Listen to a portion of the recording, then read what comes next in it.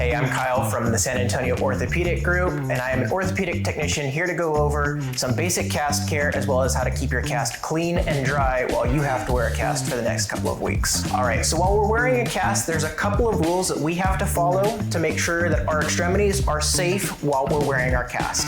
The first is we need to keep it elevated in order to reduce our risk of swelling. So what we want to imagine is there's a toy car or a marble at the tip of our extremity, and anytime we're wearing that cast, the marble can freely roll down all the way back to our heart. So one of the other rules that we have while we're wearing our cast is we don't want anything going inside of our cast at any time.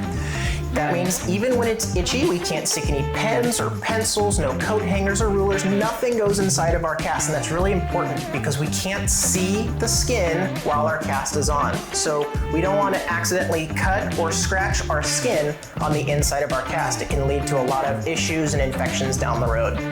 For parents, we want to make sure that your kids aren't sticking any toys or money or coins. Nothing goes inside of that cast either. And if it does happen, it's not a big deal. All you have to do is call your provider, we come in and we get a new cast put on. It's a really simple process. And one of the final rules that we have whenever we're wearing a cast is we need to keep it clean and dry. This is sometimes the biggest issue for our patients that have to wear a cast is how to keep our cast dry in the shower. One of the methods I like to use for patients for their first couple of days is just a trash bag and some tape.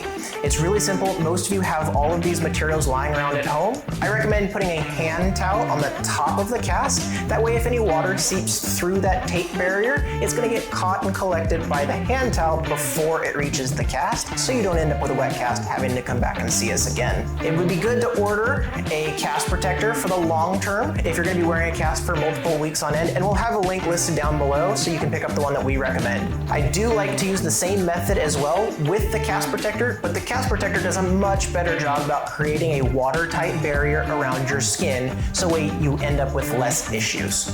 So if you have any questions about your cast or any of the products we talked about today, give your doctor or your orthopedic technician a call and we'd be happy to answer them. You're going to find some of the products that we mentioned today down in the listing below, and I hope you learned something today. Thank you for watching.